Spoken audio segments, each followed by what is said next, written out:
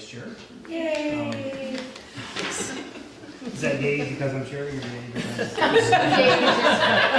She's just not very positive person. So, this is my first time chairing a meeting, so if anyone has any advice, criticisms, anything for me, I would like to hear it. The way we've always run our meetings, there's been a free flow of comments, that's all good. If someone wants to speak, raise your hand, and I will mark your name down so you don't have to sit with your hand out. We'll go that way. So, before we get started, I want to introduce Sarah Hubert. Sarah will be the staff rep for the committee while Bonnie is away for the next year. Or part of it, I think, right? January. Until January. And then, Until Carla Carla, comes in, yeah. right, in January. So for all of you that don't know, I am going away for a year on a leave of absence to pursue volunteer work in Southern Lao. So I will be gone for a year. I'll be back October 2019. So Sarah's going to be the conduit for a while, and then Carla will be back for maternity leave in January. So you'll be in good hands. Yeah. So maybe we can introduce ourselves to Sarah. Mark, we met already, the vice chair. hi, I'm Terry. Yep. I'm Sam. Christine, the joint safety. Yes, that's right. Jeremy. Phil. What's your name? Yeah. Okay, so with that, I will call the meeting to order. And you'll notice I will be glad to get Steph. She's going to be guiding me through. So, the first item is the approval of the agenda. So, if anyone has any late items they would like added to the agenda. Two late items, they're both information. So 8.4 is, many of you might be aware there was a community lands workshop held last month to discuss lots 1, 2, and 3. Different members of the community report was created and it's linked here, and council received it and asked that all the communities receive it. So there's a link, and you'll receive this digitally. I can print you a copy as well if you'd like. Just let me know. Would you like to see one? 8.5 is the work plan. This is the general, always on the agenda item. And did you have another item? And I guess would it be 8.6, I guess? Discussion would be new business 7.2. 7.2. So Martin Clark will not be on the committee anymore. He's going to not renew his membership. So we can talk about a letter to him thanking him for his service. So with that, can I have a mover for approval of the agenda? Thank you, Virginia, and a seconder. Thank you, Christine. All in favor? We can pass unanimously. Awesome. That was easy. Yep. So moving on to item number 2, the adoption of the minutes. Does anyone have any? Christine? This might be a point of information, this is my ignorance, but on page 5 of 15 now, going down to next steps, point 2, is there a thing called goal, or what is goal? Oh, it was goal. Okay, I wasn't sure. Yes, yeah, but Maybe I should She in order. That was a good catch, Christine. It is gory. Or your ox or gory. So it's course? Yeah. The first part one's is, good. yeah, it's Yeah. good. It's just I think I shouted it down the stairs to Bonnie, and she's like, "Are you talking about a horror movie?" What are you talking about? Okay, any other comments on the minutes? There were a couple of others that I saw, but I can't recall where they were. So maybe they weren't really, they were sort of spelling things.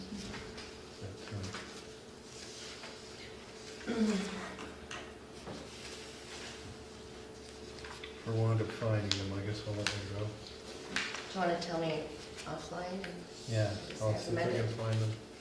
Okay, as long as there's no No, it wasn't like it changed the sense of things. Okay. So then can I have a mover of adoption of the minutes as amended? Thank you, Christine. Seconder, Phil? All in favor? Passed unanimously. Awesome, thank you. And that brings us to public comments. There's nobody here. So there's no public comments. And delegations. So Sam, you're here to talk about the disc golf course design. I am, yes, thank Thank you. you very much for coming. Thank you for having me, I appreciate that. So thanks, everyone. Yeah, so today, I guess, we've gone through, last time, I guess, we met, I presented to you the concept of the disc golf course and the idea itself and how we'd like to move it forward in fairly broad terms.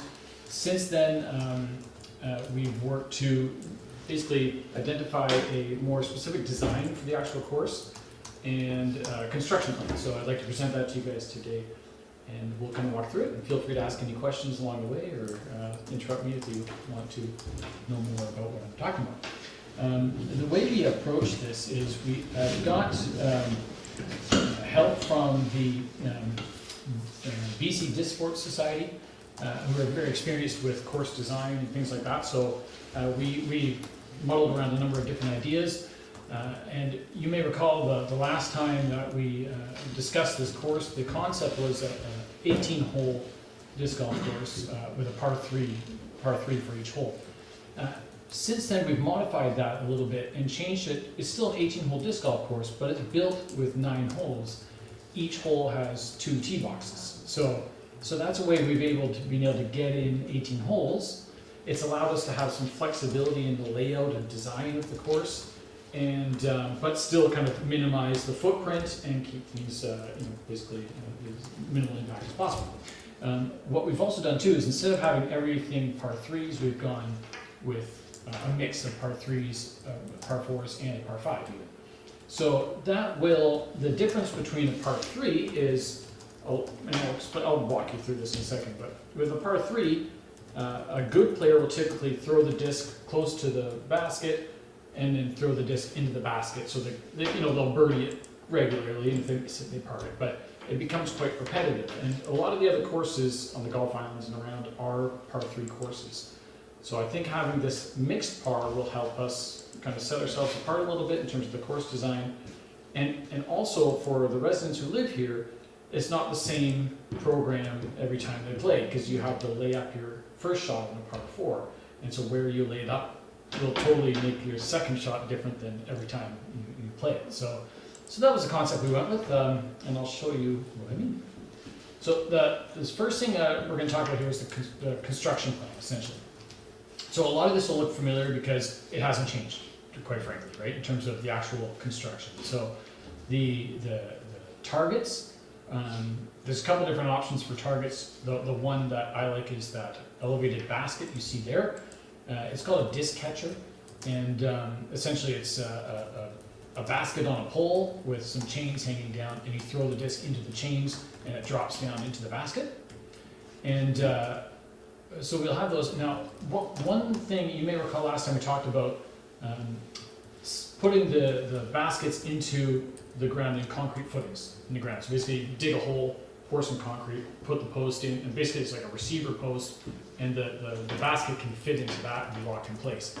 We're going to do the same thing, but instead of just digging a hole and putting the concrete in there, at least where possible, we're going to use 5-gallon pails as the base structure that will be buried. And that way, if we ever need to dig it up and move it, we're not trying to dig up concrete throughout the ground and just pull up the bucket, move on to a different location and make some adjustments and put it back down. So it should be a little more friendly that way, I think, doing it in that method. Some of this wording is the same as you've seen before, so I'm going to skip over a little bit.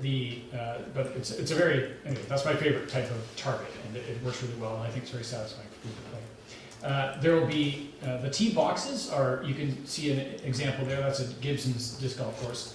And they've used some of the materials like some of the logs from the alder trees they removed to outline a tee box area, and it's just the natural terrain underneath it, and that basically is a designated spot to throw the disc from.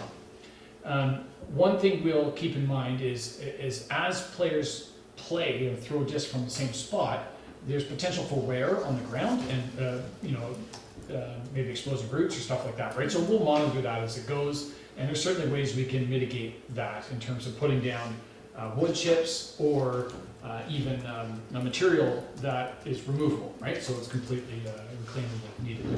So there's some options we can do that. Also we'll have various signage throughout the course. I think signage is really important so that people know, what the hole's about, where they're throwing the disc to, how the hole's laid out, how far it is, and where the next hole is, and to make people aware of hazards and to greet people to the course and things like that. So we'll use signage for all those purposes, and that's an example of a sign that you see right there. We're not necessarily going to do it in that style, but that's something similar you can expect. So that signage will be done later, and we'll talk about the phase. Safety, fire mitigation, garbage, restrooms. These topics, again, are all the same. Nothing's changed from the initial proposal that I presented to you guys. The area itself is not used by other purposes currently at the moment. Hi, how's it going? Okay, of course.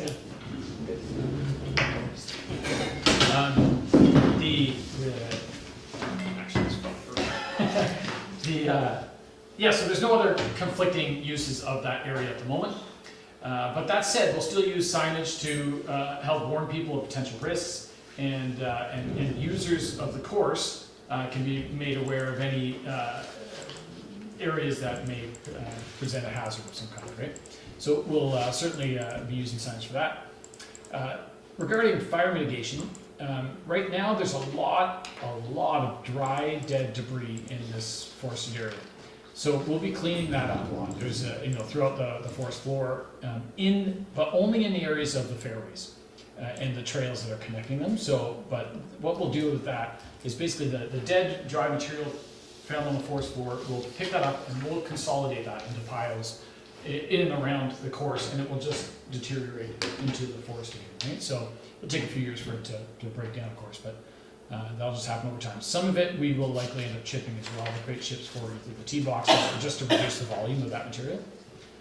And we'll also, there won't be garbage receptacles on the course itself, but we'll encourage the players of the course to use the existing receptacles at the Veterans Park Field and the recycling facilities they have there, and we'll basically encourage an etiquette of pack it in, pack it out, take your garbage with you, kind of thing. Also, players will be encouraged to, if they see garbage, pick it up and move that to the receptacle at the end of the course. Furthermore, we'll have an etiquette of no smoking. It's a public place, so I understand there's maybe some issues with actually having a rule of no smoking, but we can at least encourage that and make people aware of the risks of smoking in a forested area. Same with any other trail on the island, right? But like I mentioned, there's garbage recycling receptacles already at the property, so we'll just utilize those, of course. And it says plater, but I think that is supposed to say player, so I apologize about that. They'll be encouraged to use those. Currently, there's no restrooms. That makes sense for the usage of the park, but potentially as usage increases, that may be something to explore down the road. So, sorry, wrong lane. Okay, so budget. The budget I put in at 20,000, and there's one big buffer which is 6,500. That's a bit of a question mark. Essentially, the targets are going to be about 7,000. Signage I estimate at 4,000. Environmental assessment's already been done and paid for, so that's done. And the other is in case we need to get some small equipment in there to help us remove some logs, and I'll talk about that shortly. And maybe some promotional costs and things like that. So that's just kind of another category. We may or may not need that. But typically, the disc golf is very low capital cost relative to other amenities, and low maintenance costs as well. Volunteers are going to be used to prepare the land and construct the course with constant consultation from Bondi Municipality. So very open-minded to any suggestions or concerns or questions that anyone would have with regards to how we're putting this together. Insurance is covered by the municipal park insurance, and we can get further insurance for registered tournaments through the BC Disc Sports Society. Regarding maintenance, there's typically the number's 1,500 a year. 1,000 of that is based on the trail distance and the formula that BIM uses to assign a value to the maintaining public trail. And so this will be a public trail. It's 1.37 kilometers in length, so it's roughly $1,000 a year is the estimate there. Regarding sign and the disc catcher baskets being damaged or things like that, things can happen. I put in 500 a year to accommodate for any type of damage, although those targets are very resistant to any damage or steel. I had a question for you about the 5-gallon pails, I guess, in terms of their, has anybody kind of looked at, is there a precedent for using 5-gallon pails on those particular types of baskets? It's being done. It was a suggestion from the BC Disc Sport Society. So I thought it was a good one because it kind of contains that, right? Typically the hole that would be dug would be about 6 to 8 inches in diameter by 18 inches to 24 inches deep. So it's kind of a longer, narrower hole. So this would make it a bit wider, but it would give it a solid base. And of course we can fill in some stones within that and stuff like that. And It seems quite shallow to me, just based on the stability needed to hold up. Because the basket's quite top heavy, right? Quite tall. So absolutely, yeah. So I mean, if there's issues, But if it works, if it works great, if it's been proven by, precedent, then That's right. then great, That's my understanding, according to BC Disc Sports. I mean, I personally haven't done it, so I can't tell you from my own experience, but there will be circumstances where we can't do that due to the nature of the ground below, right? Yeah. It's stony or rocky terrain, right? There's one hole in particular that is gonna put the basket on top of a kind of a rocky mound, and there we won't have the ground depth to really do it. So Right. I'll do it where it's possible, where it works, and if not, then we'll just go back to the original plan of putting a concrete footing into the ground. But even that concrete footing is going to be something like this, so you can dig it up. It's not a giant, monstrosity. So we'll kind of, I guess that'll be a trial and error thing as we put it together. But buckets are relatively low cost to do that. And I think it'd be a good way to start at least anyway. So in terms of putting the course together, right now there's basically a forest there, right? And in order to play the course, we're going to need to clear some trees and create basically a flight path for the discs to fly down to go from the tee box to the basket. We've identified a number of trees in the flight path that was reviewed also with the environmental assessment we did. And so we'll be needing to do that. Now, the process for this will be a really slow, methodical process because our goal here is to create a course that's really fun, that will encourage players to keep playing over and over again and refining their skills, and also having a minimal impact at the same time. And in the flight path, what we want to do is we want to slowly open it up so that we can throw some discs and trial it, and then kind of see how it plays out, and make some tweaks and adjustments, and then make some further tests and tweaks until we get it right. So this whole idea of the phased-in approach is our slow approach to doing it. So phase 1 is where we rough in the first 9 holes. So the holes 1 through 9, basically we remove the initial trees. Yeah. Just how wide do you visualize the flight path? It'll vary a little bit depending on the terrain, because there's already natural corridors we're working with, and some of them are already a bit wider than what I would suggest. Where there isn't a natural corridor, I would imagine it would be around 20 feet. Oh, okay. So it's fairly narrow. It's not like a big wide disc, like a regular golf course. It's just you need that flight I path. would Right? say that's pretty wide, actually. No, okay. Yeah, fair enough. Yeah.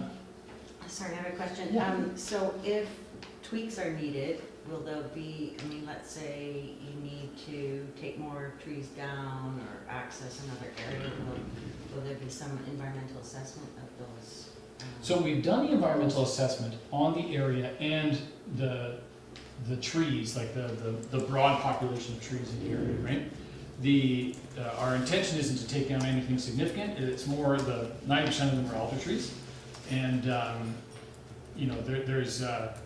there's maybe 10% that are small hemlocks, and that's it. And anything larger too, we want to keep because those are beautiful and part of the course and part of the obstacles. But I'm thinking if there are going to be tweaks where you would go outside the initial footprint of the EA. So the footprint, we won't go past where we've already kind of assessed, right?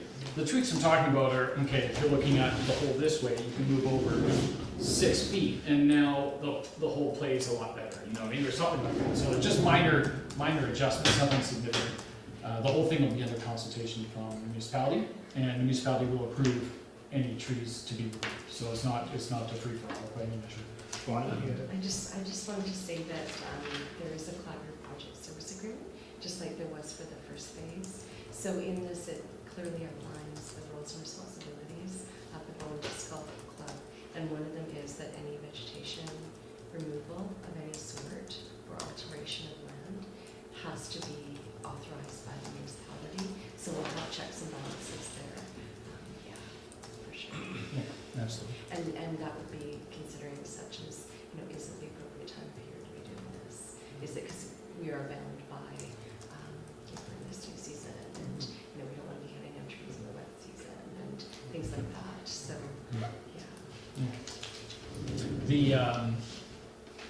yeah. So you'll see, basically, essentially clear the initial flight paths, and then we place the baskets, and we identify the tee box locations, and then we throw some discs. So essentially, we get the initial 9 holes roughed in so that it's roughly playable, but of course, in order to make it the best course it can be, we need to have some flexibility in terms of how we adjust and tweak and lay it out so that the whole plays really well. It's an enjoyable course that has a good flow to it,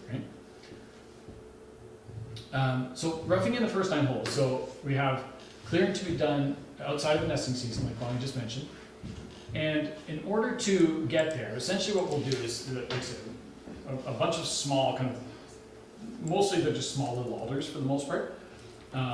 There's certain areas where there's clumps of them that will need to be cleaned out. So there's a couple access points that we can get to that will allow us to remove the logs themselves, the segments of logs, whatever.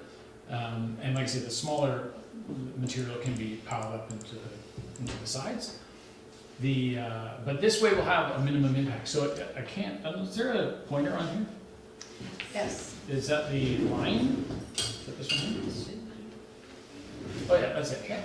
Okay, so here, basically the course starts here and plays into the forest and goes around here and around here and around here and back here and then back into this way. So it kind of does a big loop, more or less like that.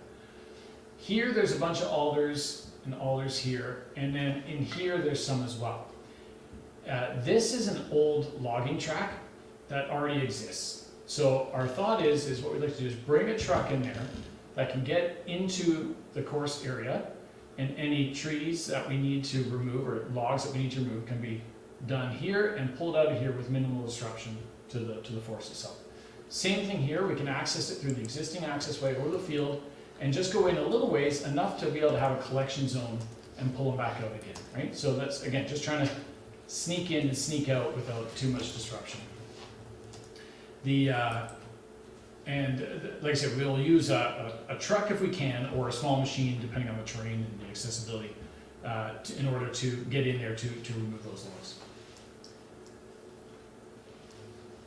So that's the first phase. So we get a rough initial setup of the first 9 holes. For phase 2, we're going to basically have different players of different skill levels play the course. The idea being so that we get some feedback from people saying, you know what, with hole 2, it was just, you can't make that angle. You need to adjust a little bit so you can actually make that shot. Or, we want to tease a skilled player to go for it, if you will, on certain holes, or something like that, right? So there's a lot of angles to look at with this. So we want to get this kind of feedback, and this will be the initial trial of the first 9 holes. If necessary at this point, then we can tweak and adjust the positions of the basket locations, flight paths, obstacles, tee boxes, things like that. So we can make some final tweaks. Again, nothing significant. Of course, everything is transparent. So if there's any, you guys want to come and have a look at what we're doing, or certainly we'll be keeping you informed of any significant changes that we do. Right? Before they're done. Before they're done. Yeah, absolutely. Yeah. Yeah. And we'll also, so once we've made those adjustments, then that's where, okay, now we've got a course that has good flow, we get that sense of it, we've made some tweaks and adjustments. then that's when we start building the trails and building the trails basically to create a walking path to go from the tee box to the basket, and then from the basket to the next hole, right? So small trails, just do that. And once we've gone through that section, then we'll have the information we need to put together the signage and start, basically finalizing the course design for the first 9 holes. So this will be where, okay, now we know exactly the distance for each hole, and we know where the hazards are and things like that. So we can put all the signage up that's needed, and we expect to complete that. Sorry, I should say, the rough-in process to be completed in the spring of next year. The first 9 holes with signage and everything done by the end of summer 2019 next year. Phase 3, so this is where basically we have, we're going to arrange for local businesses to sell disc golf discs and accessories, and that will allow local residents and visitors to the island to access the kit they need to play the game. And then we'll have a grand opening event, something similar to the bike park, where you put together a little grand opening and show everyone the course, and we'll bring in experienced players to help newbies understand how to play the game and how it goes and things like that. So we'll have an event there to do that, and the aim for that will be fall of next year. So once that's all done, now we've got a functioning 9-hole disc golf course. The final phase is developing the back 9. Now, the back 9 development is somewhat dependent on how it goes with the first 9, and since we're utilizing much of the same space, there will be basically a jog for the back 9. So in a lot of cases, the development is very minimal for the back 9 because we're not clearing out a whole new flight path. It's basically just adding a new angle to the existing flight path, if you will. So that's how we'll develop the back 9. Same kind of process, right? Where we basically open it up so we can play it, get some initial feedback, make some adjustments, and then install the signage and trail network, and we're ready to roll. Can someone play going one direction, the first 9 and the second 9 at the same time? Or how does that work? So If it actually gets busy enough that you have people going, yeah, so yes, in theory, and then you just wait for your turn. okay, Basically the holes aren't like this; they're like this. They're parallel, They are. right? So you basically just one person will play off, and the other person will okay, wait for those people to play through, and then the opening, then they can play the back 9. okay. So yeah, no Just problem. wasn't sure. And really I think most of the time people will play 9 holes, and then a lot of times if people want to make the push for all 18, they will. And of course the 18 holes becomes really handy with tournaments and things like that, where you can actually have a full round of 18 different holes, right? So that's really where that comes into play. So when they've done 9 holes, are they back to base? Yep. Yeah, so Yep, that's right back to base. So logical place. yeah, and I can show you, it's basically, so here, we're gonna start here, and we go in here and around, and basically down around, and then it's basically a big loop. So we start here, around, back, and in, and then you go for the back 9, which kind of follows the same pattern, right? Back and in again. So you end up back to the field. This is the starting point right here, parking's here, access the course right here. So, really it's just a loop and back.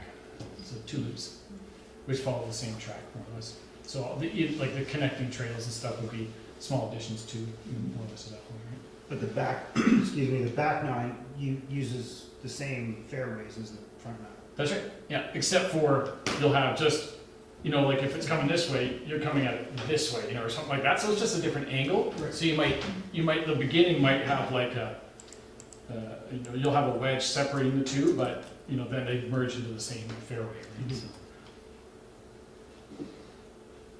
So just You're check. satisfied that there's no collision possibilities? It sounds a bit like... Well, it's, that's something that, because the course design, it's a little bit flexible. We need some room for adjustments and tweaks, so that is something that's very important, obviously, right? So we've looked at the first 9 more in depth than the back 9, because the back 9 will depend what the ultimate first 9 will look like, ultimately. So Yeah. I'm not going to get too in depth with the first 9. I've got an idea of how it can work and work smoothly and being safe and things like that.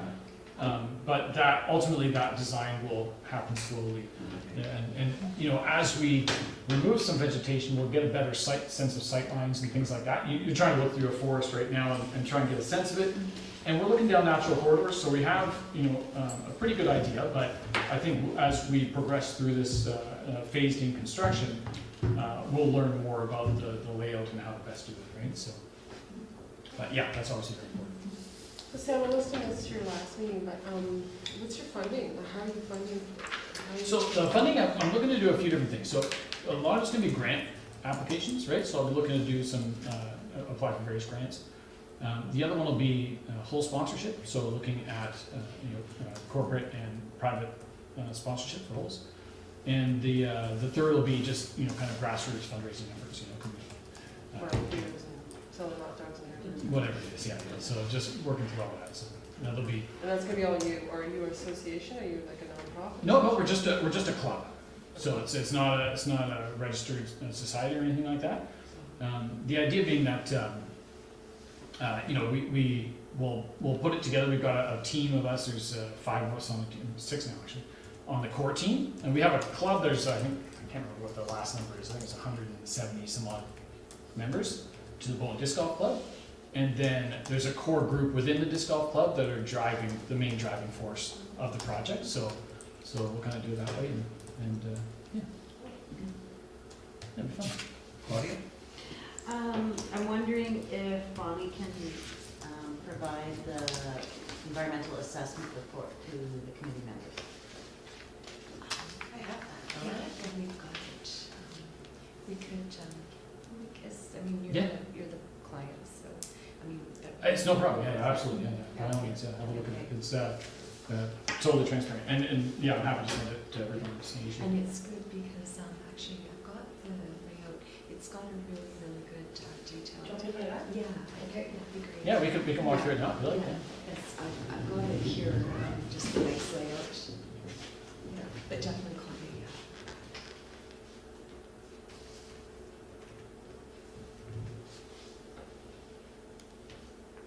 Riparian report? Yeah. It's eventually, yeah, the repairing, yeah, it's in there.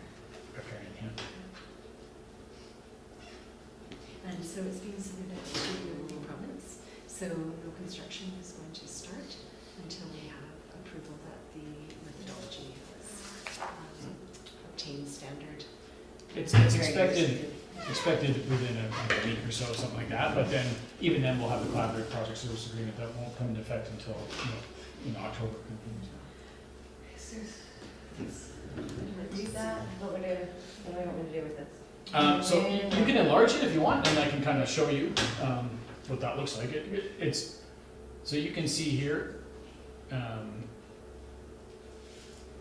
do you want to go north? So see here. No, this is good. So see this. This is a natural corridor that's existing, and this is the SPEA, which is and this is the riparian zone. So this is where you can see we go into the riparian, but we're out of the SPEA.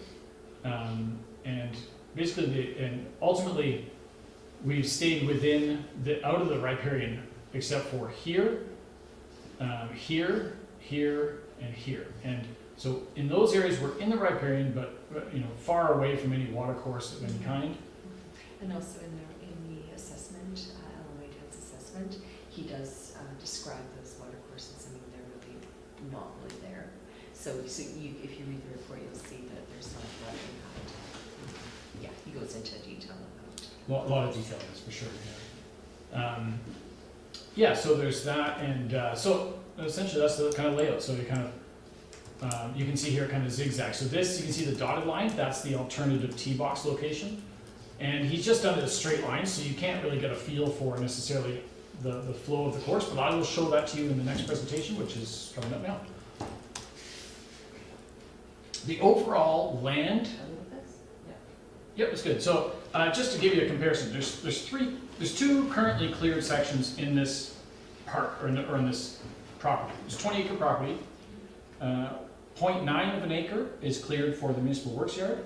1.1 is cleared for the Veterans Park field, and then the disc golf course is estimated to be 1.18 acres in total area.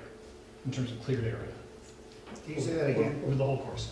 It's in the environmental report, but essentially, it's 0.9 of an acre is what's already cleared for the municipal works yard. 1.1 acres, and these are, it's 1.1, you know, there's a, you know, another digit on there, but Yeah. 1.1 acres is approximately, is what the Veterans Park field is. And the disc golf course is, call it 1.2 if we round it, for the land area to be cleared and opened up for the course. So I want to quickly walk you through this because this is just the design of the course, so you can see hole by hole what this is going to look like. So summary details, the course itself for all 18 holes, 4,500 feet as the crow flies. And that's, you know, a lot of that's duplicated because it's the same fairway, right? 9-hole course, 2 tee boxes per hole for a total of 18. There's a good mix of left, right, and straight shots, and also a mix of uphill and downhill throws. We start at the start and end of the course is at the main field, which is near the parking, the garbage, and the recycling receptacles. The course design underwent riparian assessment, which concludes there's no adverse effects to riparian or fish habitats. It uses natural local materials, and it's a low maintenance course. So, hole 1. I don't know are you guys familiar with the park and what we're looking at? Basically, we're on the field. On the south side, there's kind of a raised, elevated area. And there's actually a rocky outcrop. I don't know if you're familiar with that, but you know, the idea is to potentially have the first hole on top of this rocky outcrop. So you have an elevated shot for your first hole. And it throws across the field, as according to this red line that you see here. And then it goes through the forest. Now these are some of the trees I'm talking about, right? So we need to open up a flight path through those. And it's just a straight shot right to the basket, which you see here indicated by this, you know, picture of a disc catcher. And as you can see, it's already open and clear around it. So it's not so much having to clear everything, it's just to create the flight path. We're already utilizing the natural corridors.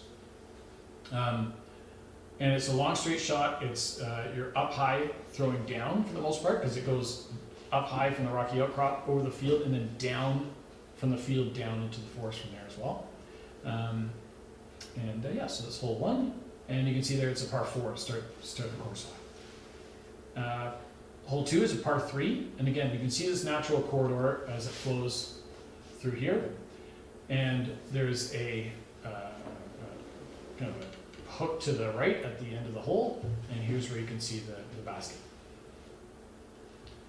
Hole 3 is a short par 3, and we're gonna basically punch through here, and then the basket will be on top of this rocky mound. So you'll be throwing up at the basket.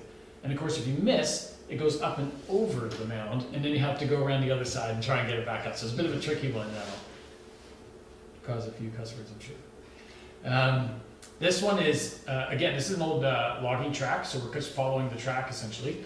You can see it's a straight shot down here, par 3, 225, and it dog legs to the left.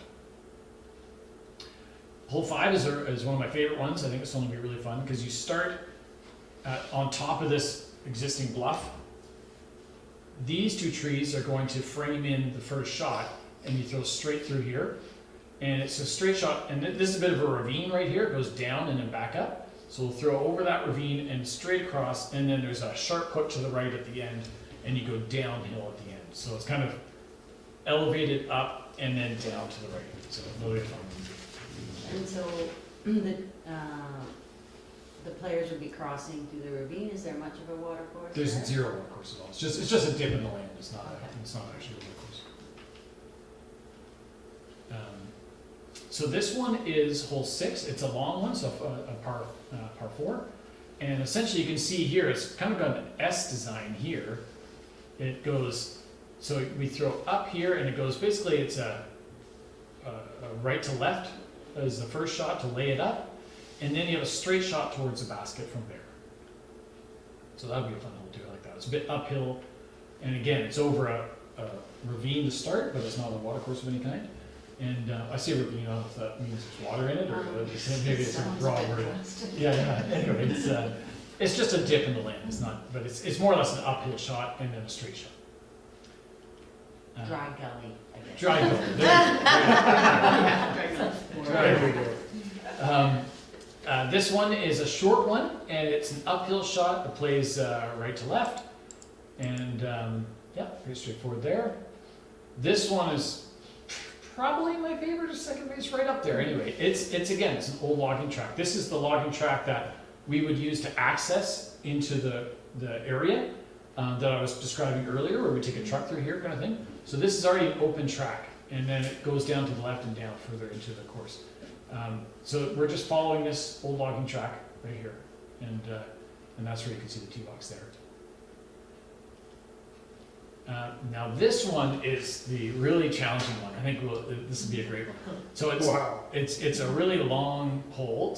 It's a par 5. It's tricky, and it goes so right here is a bluff essentially, and so we're following an old logging track all the way along here, and then up here and up here. And this basket is on the side of a bluff, and you can't access it. You can't see the angle from here, so you have to play it wide and get over here so you can get to that basket. So it's a tricky one, but I think it'll be a lot of fun to play. So that spits you out. I don't know if you can see here, that's the field, right? So now you can just walk straight up and you're back to the field, and then you're on hole number 10. And again, it's the same, this is hole number 1 here, so you see 10. It's now a short, straight shot through an already cleared flight path using the same flight path. It's just we're playing it shorter and at the edge of the field instead of going over the field. So it's pretty straightforward that way. And again, this hole 11 is playing parallel to hole 2. Same idea, straight shot, par 3. This one is again parallel to and utilizing the same flight path as hole 3, although now it's hole 12, and it's got more of a dog leg left. And we carry on, same kind of thing. So this one's a different angle on hole 4, which is now hole 13. And this one is actually neat. So hole 5, you may recall, is that shot that went, I said ravine, but dry gulch, and straight over and down to the right. This one is actually playing the same, but it's on the lower side. So the hole 5's up here, we're playing it down here. So it becomes this, just a totally different angle on the same hole. So that'll be a really neat one too. Again, this one's a different angle, and instead of left to right and straight, now we're playing, instead of right to left and straight, now we're playing left to right. And so a different angle, utilizing the same thing. Hole 16, again, instead of right to left, we're playing left to right. And hole 17, this one becomes neat because we go up the bank above it and we play along that natural, we're playing along the hill and down. So that'll be a fun shot to do, and I think that'll be a nice one to make in 3. I think that'll feel good. And then finally, hole 18 is utilizing the same as hole 9 for the final par 4. And that's it. That's the course design there. So like I said, we'll start with the first 9, get those worked in, and then go from there. Yeah. As an excellent golfer, I lose a lot of balls. Yes. So when you say gully and bank, and are we just losing these discs down the bank? Yeah, it can happen. Absolutely. Yeah, absolutely. It can happen. They're as easily replaceable as golf balls. Well, they're not quite as easy because they're a little bit more expensive. It just, it depends how much. You can spend a lot if you want to, but most discs are typically around $15. So if you lose one, it sucks. But for the most part, it's not. You're not losing. You're not losing multiple discs a game. It's kind of one of these things that happens once in a while. But certainly, I actually, for example, when I was, I can't remember. I think I was with. I can't remember who I was with now. I was on one of the tours recently going around the course trying to rough it in. And I found a disc of mine that I had, because I was just playing and throwing discs around in there trying to figure out the lay of the land. And I found one of my discs that I had lost in there. And right now it's really rough because it's just raw forest, right? So there's a lot of places for discs to hide in there and things like that. But for the most part, yeah, it can happen, but it's not a big deal. Yeah, in fact, one of the things I was going to do, which I think would be kind of a neat bow and spin on it, is to At the greeting sign at the beginning of the course, there'll be a sign to say, hey, here's the course, here's how it's laid out and stuff like that, here's the etiquette and blah, blah, blah. I'm gonna have a bin attached to the sign that'll be, a place to return lost discs. So if you find one, you can put it back, but of course, if you don't have a disc, you can borrow one. So that would be kind of an opportunity for people who haven't played, who don't have a disc. Oh, look, there's one right there they can use for the hole, put it back out, right? So it's just a way, because often people, they'll put their name and phone number on a disc and that kind of thing, and you can track them down, right? That happened to me. Gibson's last time I was there, I found a disc that someone lost, called them up and get it back to them, and they were super happy with it. But if we just put it at the course, then everyone knows where a collection point for it. So anyway, that was just my idea. Questions, thoughts? What do you guys think? Sounds great. Yeah? Good. Sounds fun. You guys should do a site visit and go out and play. Right? That's a great idea. Hope we get to play it. Absolutely, anytime. And I mean that, anytime, you guys. If any of you want to see the course, how it's laid out, what we've done, what it looks like. I mean, it's hard to show you pictures and give you a sense of really what it is, but I'm more than happy to walk you through any time. It's pretty quick and easy to go for a little walk through the forest, and never bothers me. I enjoy doing it. I'd be interested in that. I'd be interested in that. Field trip. Yep, anytime. We haven't had a field trip in a while. Yeah. Why don't we, Let's set it up right now. yeah, Okay, Saturday through Sunday, Yeah, I'm around this weekend, so it works for me. this weekend. Not this Oh, one. this. It doesn't have to be, it doesn't have to be You guys so make formal, me like, do I'm happy to share my number, and if, we can make it more casual if you want to, I'm happy to share my number, I can walk you through in smaller groups or in multiple sessions, doesn't matter to me. Right now too, I have, so I've got the course marked and indicated, so you just got flagging tape there, so you can see what everything is and where a potential tee box is or target location, things like that, so you can see it all laid out already if you want to walk it yourself. I'm happy to walk it through with you anytime, so no worries there. And totally open to your input too, so if you guys have any suggestions, just let me know. Bonnie? I just wanted to let you know too, so the collaborative projects agreement, I'm just working on that, and your bits and pieces, your comments tonight, I'll incorporate them and some other ideas that have come to me just through the presentation. And so the collaborative projects agreement will be an attachment to the report, the Disc Golf Design and Construction Report, that's going to council on October 22nd, I think.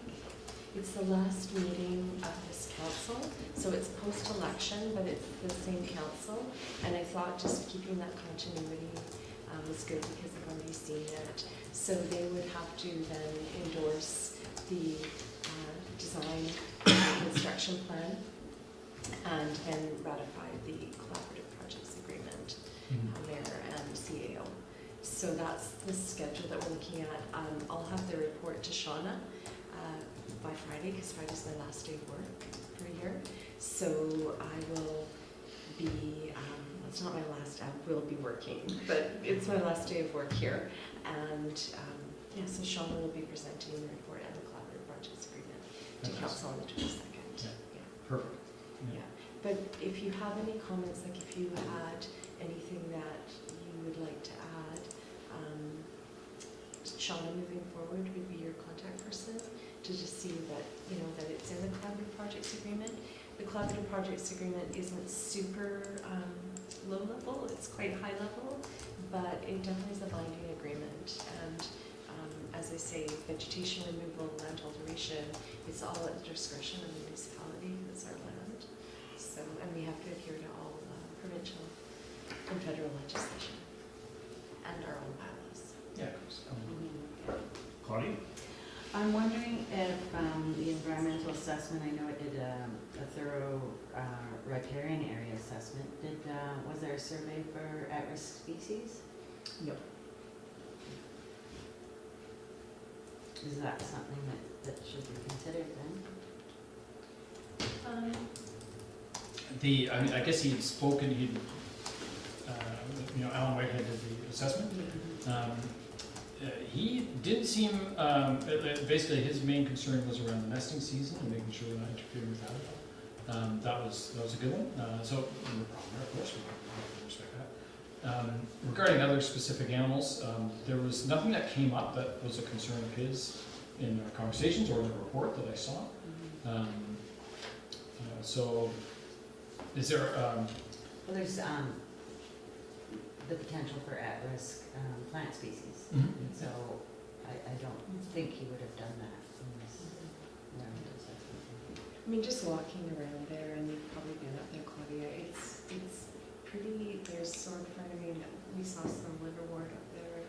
I mean, there's not, I mean, you can take a look, but it really doesn't look like a really diverse, or I didn't, there's some rousting plantain, there's sword fern, there's some deer fern, there's alders, hemlocks, not even really, well, there's a couple of larger cedars, but there doesn't, I mean, just walking there a few times now, there's nothing that really stands out to me. I mean, it's all pretty well been logged before. I mean, that doesn't mean that there couldn't be some nice, some unique species, but yeah. he does comment in the report, he comments about the type of plants that are existing in the area and the type of forest it is, and he certainly references that in the report. None of his observations brought up any concerns with that. Now, it wasn't a specific report addressing that, but it was also, he did look at the overall picture and what we're trying to do, and made some comments about that. Not just specifically about the riparian, but about how we're going to implement this course, in terms of dealing with the like removing the trees or vegetation and cleaning up the debris and things like that, and accessing the area. So we had some conversations about what that looks like and things like that, and certainly, like I said, there was no concerns regarding a lot of different categories, which we can actually show. I can pull up or do you have that? Except be able to pull up the report that actually goes through. The big long report? Yeah, the big No, long just- That will be That's probably fine. not too hard to Yeah. dissect here. Okay. I guess my concern is that as a municipality, municipal lands, we should be doing best practices when it comes to environmental assessments. And that would include the riparian areas, but it also would include surveys for at-risk species and at-risk ecological communities. And if the methodology of the existing environmental assessment did not address those, then, there can be comments on what the forest is like, what the general understory is like, but it still didn't do a survey for at-risk species. And I'm concerned that if we're not doing that as a municipality on municipal lands, then how can we hold developers who might be in much more pristine or unusual habitats with wetlands and so on, that, how can we hold them to say, well, you need to do this, but yet we don't do it as a municipality.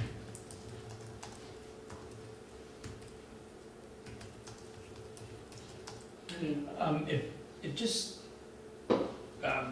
if you go back up in the, and again, I don't disagree with you, I understand what you're saying.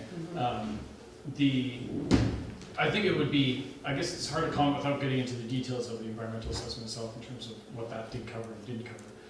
If you go up further, it knocks off or it touches on, sorry, do you mind step going down a little bit? There's one section here where it goes into category by category about various concerns in terms of, dangerous trees and things like that. So there's a whole kind of area where it knocks off a lot of different categories. I'm just wondering if that's covered or at least addresses somewhat. For example, John Reed and the Grafton Lakes development, they So right are. here, so Right there. Okay. Yeah, those are different issues. But he's having an environmental assessment done on the proposed new trails to look for at-risk species, at-risk ecological communities, and I think that's the way to go moving forward. I maybe it doesn't have to be done this time, but I'm just putting it out there that, Yeah, that's great comments, Claudia. I think I feel confident staff in the report saying that no at-risk, like I will identify that no surveys for at-risk species were conducted. yeah. And if any species in the future were identified, that further investigation should be undertaken, something to that effect, perhaps. Well, and there is, I mean, I'm not an expert on it, but just walking around there, like the Grafton Lakes area, I think has the potential for. Sure, but in we that- can't, I understand what you're saying. subjectively say, oh, well, this looks like, oh, it's No. just sword fern and bracken fern, and, Yeah. but this looks, No, you know, definitely, I we understand just what can't you're do it saying. that way. You know, same with the fire hall, the new fire hall site, you know, that should have been looked at before it was cleared. Other municipalities are doing this, for sure. Yeah, definitely best practices and reports, so, yeah, point well taken, and, I think I can highlight it in the report and say that, whatever words I use, Yeah. but definitely identifying that it wasn't done, the riparian areas assessment was thorough and completed, but there is that other area where the disc golf course Yeah. is going to be lying, and that we didn't do a species at risk assessment there. And somehow we have to start working that into when we require an EA, that's one of the things. Well, and also too, I know that on the books for the, and we're going to be talking at the environmental committee tomorrow night, but this council on their strategic plan, their island plan for this year, had requested a site alteration bylaw be completed, but it hasn't yet come to completion. But yeah, like all those things, knowing what was there, right, before you go in there, what is there, before you go in and clear a site. So that's what's sort of going to be covered under this new bylaw. So can I ask you a question? Is species at risk, is that a specific identified list of species is, that yeah, are at yeah. risk that need to be kind of There's evaluated? federal lists for Canada, and then there's provincial lists. Okay.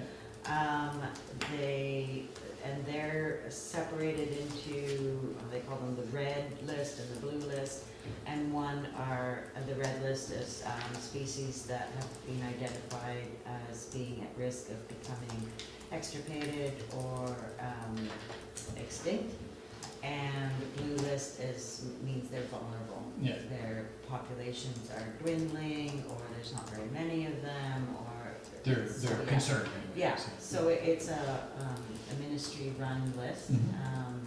It's online, and yeah, and then there's also there's plants, but then there's animals, amphibians, red-legged frog, things like that. And the red-legged frog, for instance, is also federally listed under the SARA Act. So it has more legal teeth than the red and blue list of the province. Okay. Okay. So it sounds like, Claudia, your concern is like what the requirements for the municipality in general are. Like you would like to see. Yeah, and showing by example. Like if an area is going to be cleared for a fire hall, then we get someone to go in and check for riparian areas, check for at-risk species, at-risk ecological communities, and I'm not saying it has to be done, but it could still be done for this site, and just get the green light that it actually, we did look for those things and they weren't there, and it's an idea. Okay. I think it's certainly an improvement, and I think when the park was put in, what the hell was done then? Yeah. There was a process. Right? Yeah, and considering, our community, our OCP, our sensitivity around having a rural community, a green community, we shouldn't be falling behind of what, you know, Metro Van is doing and, you know, and other communities, just because we have a lot of it, or, you know, we think we do, but we're slowly chipping away at it. Yeah, there should be some consistency of process too, I think, as you pointed out. I think so Yeah. that's pretty important, because otherwise it becomes a bit, I guess, ad hoc, and then people, I think people have reason to get annoyed or frustrated with the lack of consistent process. And that's political, right? And that's So political, It's but- political, so it's, you know, we as staff always try to follow due process. However, there are other players involved in the council who Sure. really has decisions and makes decisions. But I guess That process. municipalities should, well, I guess should figure out that, you know, there is at least a set of standard requirements that most municipalities follow in terms of best practices, and those could be, I think, easily identified.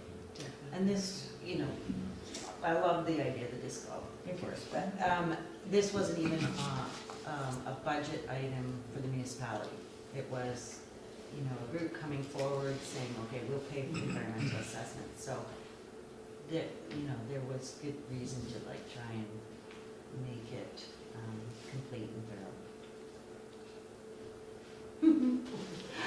Debbie Downer. Yeah. Oh, so it's a fair point. I got it. No, but I think it's really good points, Claudia, and, I think, you know, we're kind of far into this process, but, as I say, I will note it in there, and, Yeah. you know, so it's flagged in the report. Council endorsed doing the riparian assessment, environmental assessment, non-species at risk, sort of kind of Right. down the road, but I think we're learning as a committee too what we should, you know, Yeah. say at the Yeah, beginning that too. one, that's why I right? bring it Yeah, up, right? exactly, Like, you know, So, this is why we yeah, gather, and we make right? change, right? Yeah. So this is good. Just advising. And I think we are, I'm pretty positive we're coming along, right? We're coming along, Yeah.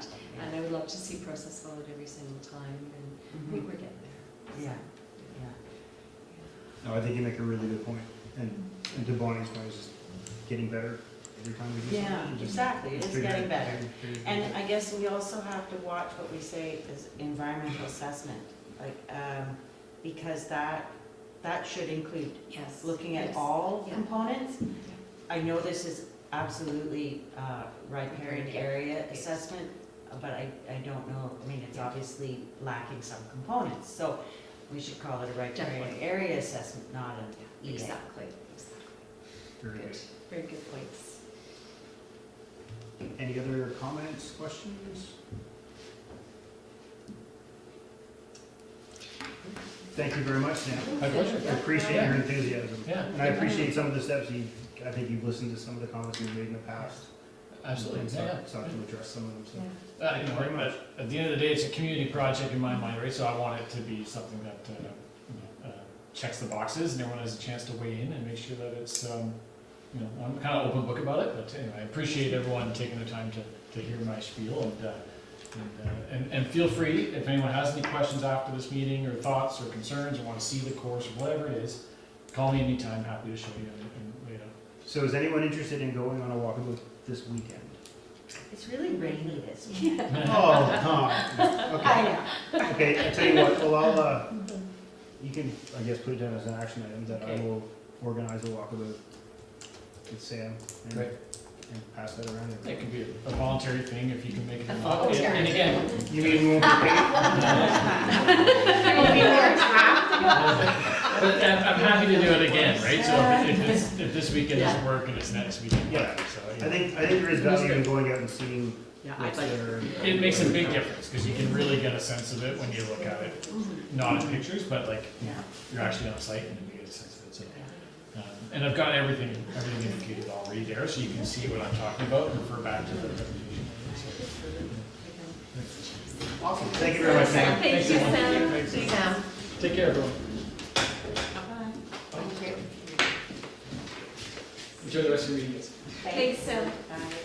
So Claudia, you joined us late. I just want to introduce Sarah Hubert. Okay, Sarah. She's the new planner, and she's going to be the staff liaison contact for the committee while Bonnie leaves until Carla comes back in January. Great, nice to meet you. Okay, well, that was awesome. So moving on, and obviously Sue Ellen's out here, and I'm chair.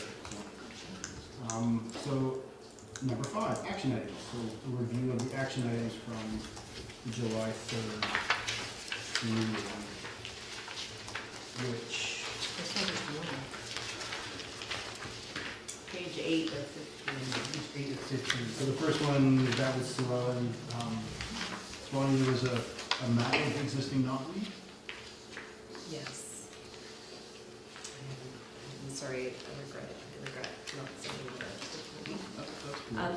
When Carly gets back, in January, she'll be doing a lot more updated mapping. As I say, I think, I hate to put the onus on the committee, but if people could send locations of where they see, plants, then Carla can round truth them and map them, and we want to get into polygon mapping as opposed to point Great. mapping, so, yeah. So that's, the next point is on all of us to identify patches of knotweed. And if, Or anything else. or anything else. Hogweed is up there too. And I know a couple of meetings ago, Bonnie, you provided us with Metro's fact sheet on knotweed. And so if you look at a couple of agendas ago, I think there's some really good information on what knotweed looks like and hogweed. Any other invasive species that you come across? I guess Carla's the person to. Yeah, she'll be back. She'll be back in January. So. Okay, so And she really loves doing that mapping, so. Awesome. I guess skunks are out. There are lots of Should we things back? that- You cannot drive down a road on Bowen and you smell skunk spray. I saw the one coming here, Every going in, round is happening. across the fire hall. Yeah, I Did you know. hit it? Oh, I'm not You're going walking across my back. She was just In the dashing middle of at the us. day. No dashing. Towards that, where that Yeah. storage offices are. Okay, so I did smell them. That was good. yeah, that's slow and fast. Invasive. We're none here, but I'm. No, So yeah. We're in here 5 years ago. So Bonnie, there's an action item here to contact BC Hydro. Yes, so I did contact BC Hydro about the tree topping, particularly at the corner of Adams and Grafton, and also sort of right at the intersection of Sunset and Adams. And yeah, they do not promote topping trees. I did have quite a long talk with their arborist. They really try to pull, I forget what they call it, the hydro crescent or something, he called it, where you see you look down and you see the hydro crescent of the limbs trimmed, and that's what they really prefer. And yeah, so. But a lot of those trees were removed, actually. Well, that was the municipality went in and removed all the dead trees from that spot, because Right. inevitably they were going to. Yeah, I was just gonna say that since we last met. Yeah, so They the disappeared, municipality went so they went and did that, and as I say, the other kind of severe area is that area by Sunset and Adams, and some of those trees will go down into the riparian area there. They're dying in there, but that's not their norm. It's just, and I asked them to speak to their contractors and just ensure that they're really trying to minimize the eruption or topping. And yeah, he definitely was very with it and seemed to be very receptive to that and did not want to create the death of trees along a roadway so that the municipality then has to pay for their removal when they inevitably come down across the road. So, yeah. It's really good. He did say something though about, the cedars dying and just, that he's done a lot of reading and gone to a lot of conferences and yeah, he says that cedars are. Anyway, his take was another 25, 50 years and a lot fewer of them. Is this a disease? It's just stress. Drought. No, the south end of the island, you see it, they die from the top and then gone. Vancouver Island's really bad for the parts that I've been doing. Climate change. Very stressed. Awesome, well, thank you very much, Mary. And number 6, staff updates. So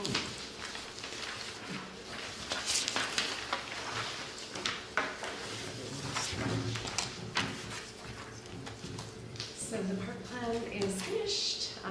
We will be printing some nice professional copies in 2019. It's just, we didn't have the budget to do that this year, but we will be doing that next year. But it is available online on our main page under the Parks and Environment tab. It's there. And so that's that. The Catesville Connector Trails. I just wanted to give you an update. Steph, would you be able to bring up the map of the connector trails that we use now? Just, I'm going to send them the library parks plan, if you don't do that ahead. You know, just print the one, the library. Yeah, like, we can print them, like, So we have a reference copy, so people can. yeah, I mean, we can print them, they're not super good quality. We could put it in a folder or Yeah, something. yeah, It yeah. would be nice to have it there. Yeah, sure, yeah, we can do that, yeah. Yeah. Yeah, it's just that it's not a super, Yeah, it's not bound super or good, anything, yeah, but it's not a super good quality, but yeah, definitely, it's very good. Yeah, Thank get you. it out there. I'll take it. See, it's sort of set up, the thing is, it's set up like this, Yeah. right now, and we would have to then sort of change the alignment for the printer. So would this suffice, like this copy? I think so, yeah. Can I give you this Yeah, copy? yeah, please. Okay, that's great. And then it will be professionally published. Yeah. Yeah, I'll try and Thank work you. out the best way to thank you, keep it there. thanks. Thanks. Christine. So, just wanted to, I know it's small, but I just wanted to, Steph, is it, can you get over here? So this track here, this is the one that, there's the stairs right out here and they go up to the bend in Village Drive. So this one initially was easement that was only in favor of select neighbors. When this whole subdivision was done before we incorporated, the powers that be at the day didn't want to take on a lot of these trails. But over time, as this was built up down here, I mean, they became very valuable conduits.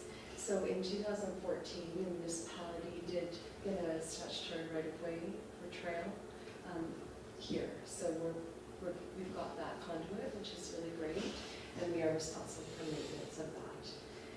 This little one here, that's at 965 Village Drive, we did not have public access there. Public was using that, and the property owners on lot 14 here at 965 Village Drive, they were concerned because there's stair built infrastructure that was rotting, and they were considering closing it and giving only the select neighbors that had legal right to utilize that trail a key or something. So we didn't want to lose that conduit either.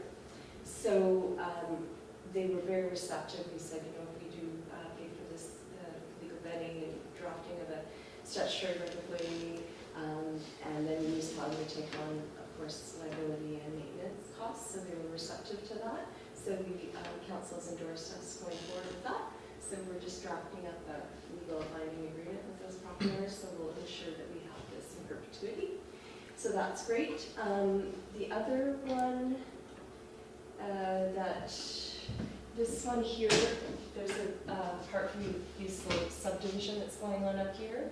This trail, there's a BC Hydro easement there as well, but there's some stairs. It goes up from Village Square, Artisan Square up behind Rupert Lane, and up to, what is this one? It's the Rivendell Drive. Does everybody know what that one is? Everybody walked down that? But anyway, that one's not ours currently, but we're going to be taking that over once the subdivision is completed. So there was there's a steep section right here. There were stairs removed because they were rotten, and the developer is putting some new stairs in there, and we will have this as sort of a public access trail. This one here. This one goes from Seaview Place down to Village Drive, And it was always designated as a trail statutory right of way, but there was no, it's steep, and it goes through someone's yard now, because the people, you know, they lived there, and it was for many years, and it wasn't, there was no trail, but we do have legal right to that, and we are constructing. It's been in the works for a couple of years, and we finally got the contractor who's available, and work is going to start within the next month, and that's going to be a couple of built staircases down that just, you know, it's again the most valuable conduit for people that live in Keats Hill. So that's sort of, so the ones that, Steph, can we go over to this section over here? So these ones over here, I know Jeremy, in your neck of the woods over here, all these yellow ones are ones that the municipality does not have. We do not have legal rights for public access. Currently, they're only for select neighbors. The covenant states that only certain neighbors can utilize those trails. But as this gets built out, or if there's any subdivision in the future, you know, or if there's any receptivity and, you know, any of the neighbors, you know, we'll just work on getting those to be public over time. Not that it's ever going to be policed. Yeah. No, exactly. I'm just curious about that funny L-shaped one. To the right, One, yeah. Yeah, I don't know specifically about that one. I haven't investigated. I don't.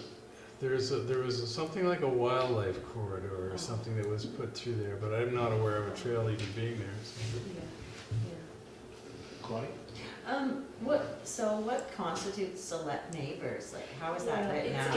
It's just certain lots. So in the covenant that exists right now, on this one, yeah. Anyway, it just designates certain property owners. Oh, on it certain really lots. is detailed that Yeah, way. Oh. But when it was made, there were bigger lots. Like it was a big Right. chunk of land. It was at the subdivision stage, so it wasn't broken up.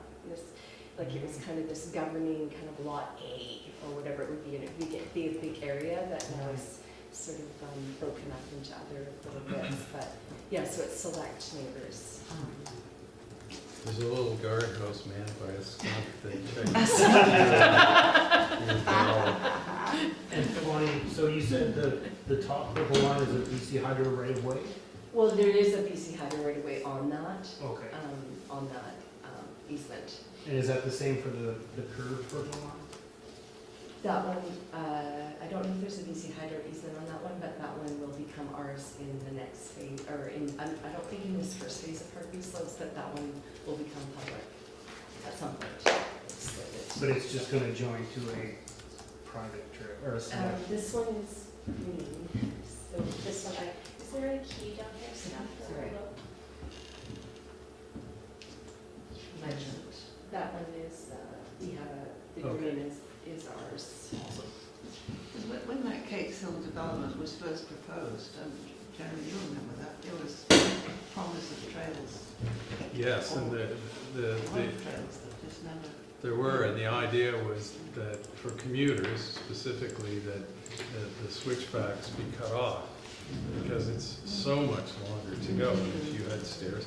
And they did build some from Elron's Court. There's quite an elaborate That stairway that one. goes down. Then, of course, it didn't have the new connection you were talking about that they're about Right, to build and again. then you have to go back out to Village Drive. Yes, and the other one, to Captain Kate's Walk, actually ended up being a bit not that useful really, because most people from Yeah, Captain's Cate Walk go exactly. down the Yeah, end it's and not on. as super. Yeah. That was the whole idea, was to make it easier for commuters. And I remember Wolfgang saying, but they use the road. And I said, well, that's because there are no trails. Bonnie, you know the trail that goes down from the houses here? It's very steep and it gets you out at the pharmacy. Who's in charge of that? Is Well, that- I'm sorry I can't answer that accurately. I believe we are, but, so, that's the green. There's something in here, so. It's the green here. So that is that we have a statutory right of way. So we have been doing maintenance there. Okay. The odd lots that not really advanced maintenance, like just sort of I know. reactive maintenance. Yeah. There, but that one is green. It's So I pretty just have- heavily used and Yeah, it's it's- really treacherous. Especially I going don't down know. that thing. The reason is that they put 3/4 minus crush on it, you should never put that on the When steep was slope, that? because it's like ball bearings. Yeah. Just keep it as a, It's Forest duff. sliding Yeah, all yeah. the way down. yeah. When was that? That was in. Oh, that was quite a few years ago. Oh, Well, it's always been more, 15 years ago. I take that to get to work, so. Yeah, Yes, it yes. They put Yes. the steps in, but everybody steps Steps. beside them, because it's much easier to use a ramp than a step. Yeah, that's a good point, If there could be more stairs there, I'm sure it's Yeah, costly. it's a but heavily used one. It's I know. really heavily used. sometimes I avoid using it because I can't Yeah. stand the thought of like, all the way down. Yeah. And especially in the, like if it's at least this big, right? Yeah.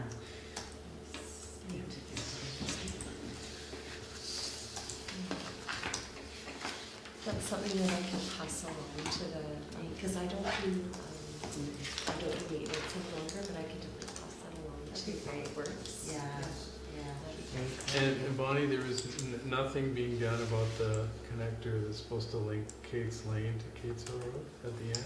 Yeah, so, It's that, it would need to be resurveyed, I'm sure it's not gonna so be is cheap. it, it's just right up here, this, Right at the end of Kate's Lane, at the, go left, there. Yeah, that connector was somebody built a fence and nobody knows on which side the So easement is. again, we don't own any easement, the municipality doesn't have a public, that's yellow, and that one is not for public use. There's only a covenant for select neighbors. So whose obligation would that be if it was? I'm not sure what the conditions of that covenant would be, but it probably, yeah, I don't know which property it would fall on. See, it's very clear, like this one is on the title for lot 19, this one's on the title for lot 14, but I don't know where that lies, what title, what property that How title. would I find out? I mean, you could. Would the muni have any record? We possibly would, I mean, we wouldn't, we would have to pull title, we'd have to pull the covenants off title. You do a title search, and then you pull That's in those documents New from West, title. isn't it? You have to go to New West to get that. You could probably request it, like if you knew of the neighbors on both sides, maybe one or the other, and you can check on if they have their title. You could look for a trail covenant on title, and then request those documents. We may have it, but I don't know if we have for sure.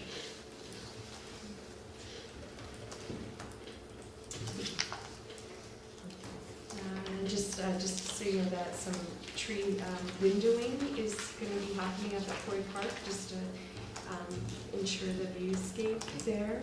There's yeah, so little, Is that using the Cummings fund? yes. Good, so it actually is happening. Well, yeah, that one, yeah, that's one of the Maggie Cummings fund Exactly. projects.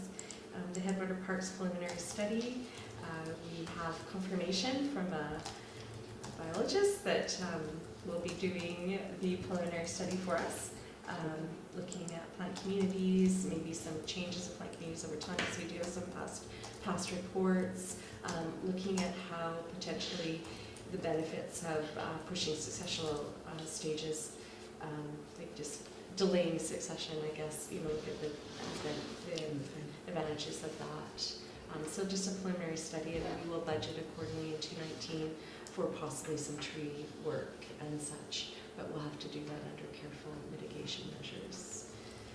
And Steph put this on there that Invasive Species Awareness Month is May 2019. Don't forget. Don't get rid of all the gore. Now save some for you. What was the number C Kate's Hill Neighborhood Park project? Oh, sorry, I missed that one. So we're budgeting whether or not it makes it, we are hoping it does make it to the 2019 budget. We received confirmation that we are entitled to $3,200 worth of plants from the Canadian Tree Canada Foundation. And so what we're proposing is the Cates Hill Neighborhood Park. It was a site where I call them tailings. They were the ditchings. Plants were piled there just for operations, ease of operations. And it was, you know, it was okay for a while. Is that up at Tiernanog? Yes. Just to back up, Yeah, yeah. just Yeah. below, between the park, because it's all Yeah, park you used to look there. down on it, Yeah. Okay, got it. So, yeah, and then, you know, then the neighborhood started to get built up, but consequently, there's a lot of invasive plants there. There's invasive plants over, but there's the tansy ragwort, it's over by the labyrinth, but there's some gorse, there's burdock, there's just really nasty plants, and so we want to do some rehabilitation of that area, and it's our park, right, as well, and so we did get the 3,200 confirmation for a grant, so we can buy some appropriate tree species and some shrubs and things, and then we'll do some machine work and get some really good maize soil brought in, weed-free, seed-free, and yeah, just revitalize that area. You know, if, I know in the parks plan, there was talk of having a sports court in the neighborhood park there. Is that something that's still being worked on? It was considered a longer range project. So again, the park's now being over 10 years, they broke it down to short, medium, long. Right. So it's not an immediate right now, but it is scheduled for, I think it was 5 to 7 or 6 to 8 years down, like sort of within longer range project. But the planting of the trees would be between that field area and Tiernanog. So it wouldn't be where a potential sports court would go. Possibly, yeah. And with the location, I mean, that was one location potentially. I mean, there's others too, so, and whether or not the community would want it, I don't know, because we're gonna have our new community center, probably, hopefully, maybe, by then, so it might be better suited down there, who knows, right? Yeah. But, I mean, you know, it's a good point, hopefully we could transplant if that ever came to fruition, and, you know, I think it's not gonna happen for a while, so I think the benefits of trees and the space that's aesthetically pleasing and would eliminate some of the invasive plants that are really establishing themselves in that area.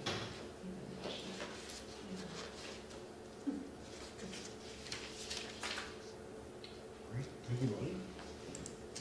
Well, yeah, new business, Bonnie. Oh my goodness. Have a drink of water, Bonnie. Yeah. Oh my goodness. So I just wanted to just show you some signage that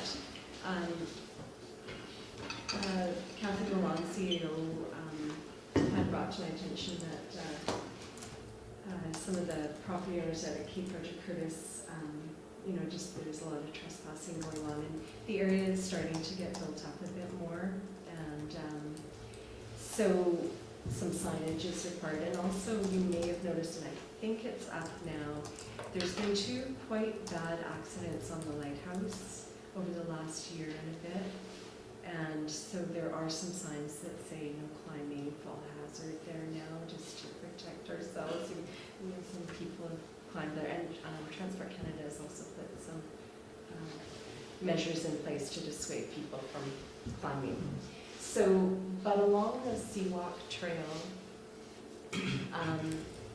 we know it's a funny design, it's what we have, it's what happened in that subdivision, but we've got the private property on the seaside, and we've also got the private property on the upland side of the trail. So that seaside part is, some of it is coastal bluff sensitive ecosystem.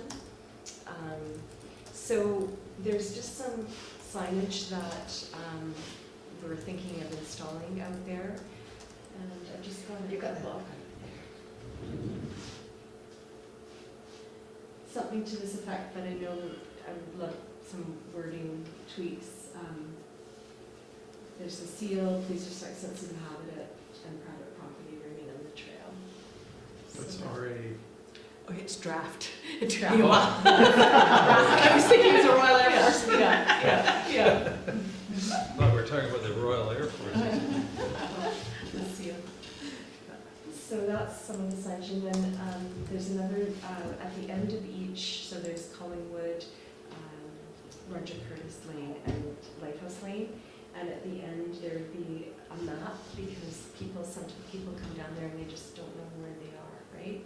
So there'd be like, you are here, and the first little section in green, that's easy. And then the next section where you go over the rocks and go to the elevator boardwalk, that would be blue. Just because people that have mobility issues, it's not an even trail, there's rocks, and so just identifying that to sort of, we need signage to negate our liability risks. So those signs would be at the end of each of those three roads. Moderately It's moderately spelled. spelled correctly. Oh, dear. It's the kind of thing, once you got it printed, you don't want to see. That's no good. Very good, thank you for, yes, that's not good. Yeah, we haven't got these printed yet, so. I think that- Yeah, so those. So are you've just- got, Yeah, okay, yeah. good. Yeah. So I just wanted to sort of show you that beforehand. I think one thing I'd say is there's some places where there are, I suppose there's sort of like new tracks or something, but anyways, the alternative paths that and I bet you they cause trouble because people think it looks official. It looks like, why not? So sort of off of the main down Yeah. to the sea. You know, like, yeah, going out here, going out So there. maybe that would be a good key place to have a sign. Yeah, something like that. I should say that. I think that's probably where people, It's so, and it's go so off the blurry. trail. That's what's so hard is that trail, and people want to go to the Yeah. water, right? So it's a really tricky one. It really is, and it's what we've got, right? And then I envision the middle trails, so the cross trails in the middle. Those are going to need some signing moving forward, and right now you kind of have to jump over the ditch to get into that trail system, so we'll need some culverting and some nice access point and some nice signage in there as it gets built up as well, because the trails are surrounded by private property. So, yeah. Great, that's fine. So that we move on to information, yes. Mark, I'm sorry. well, no, it's my fault because I was late. I mentioned in the email to Stephanie about To coming me? in the late item. It's a nice face. Sorry. Sorry, no, I didn't get Did it. I reply with a CC? I thought so. Anyway, if we don't have time for it, it's fine. Just wanted to let people know. So I was hoping it could be a little item under new business. Yes. That's the native plant gardening guide for the Lower Mainland and the Fraser Valley has been published now. And That's great. I'll pass it around. And I could see about getting some copies for Bowen. Nice. Yes, please. the library. It was a lot of work. Did That's you, a beautiful photo. That's a gorgeous Yeah, photo. it's not my photo, but. Did you charge for Is that a nested chair at the No, bottom they're, of the they're top? free. They will be free. It's also online. And there was some sponsorship from Van City and the Fraser Valley Conservancy and stuff. So, yeah, it's pretty exciting. did you put this together, Claudia? Yeah, This is yeah, Good for you, that's yeah. awesome. Myself and another woman. It's really pretty. I'm That's so hoping that, stunning. it's attractive enough that people will. Yeah, that's Wanna. stunning. So how will you disseminate? Well, I'm not in charge of that part, but I did want to hopefully get some for Bowen. They've just done the first print run, and so they will be doing more print runs. And it got shared on social media and reached about 2,800 people, so that was really great. Oh, So encouraging people, and it has in the table in the middle, if you like hummingbirds, these are the plants. If you like butterflies, you want fall color, if you want winter food for birds and mammals. that's great. That's If you get your hands on a few, I would be able to take some to the garden club meeting.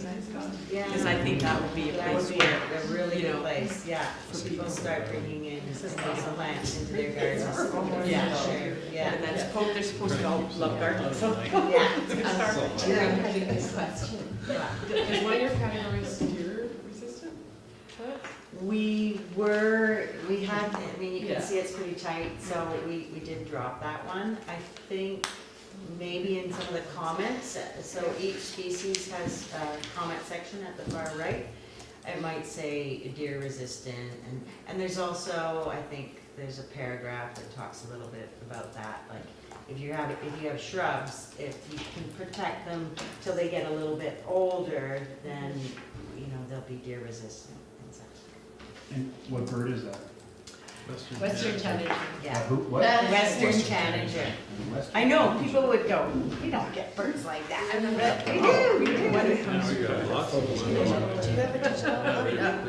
I could send the link around, yeah. Sarah's going to. Bye, Sarah. You want to Yeah. thank you. I'm coming, bye, See Sarah. ya. Well, thank you very much. That's great. Yeah, my pleasure. Yeah, I saw this year. I've got a Saskatoon bush that I leave for them and they come up and eat them all the time. You've seen this on boat? Yeah, I've seen them on my deck. They nest at the bottom of my property Nice. and have been for quite a few years actually. Very cool. Yeah, they're beautiful. They are beautiful. Not very big, smaller than a robin. Yeah. And your Saskatoon bush does well. Yeah. Does well, produces. Oh, the Yeah, birds yeah, love it. yeah. Oh, they love it, yeah. The cedar waxwings, the Yeah. tanagers Love come it. up for it, male and female both. So, Yeah. yeah, it's- Yeah. And my blueberries, whether or not Oh, I yes. like it. So that's a sacrificial. So information items, do we No. just, that their information items? That's great. It's Brian. there. But that's a great information item. Thank you very much. So that means, yeah. Is that it? That's it? And it's 25. Oh, 25. 8:37. 8:37. Go, Mark. Good Right? Oh, wait, so the next meeting is October 16th at 7 p.m. Yes. Do I need to ask to some to adjourn? I just say we're adjourned. I'm gonna miss everybody. Oh,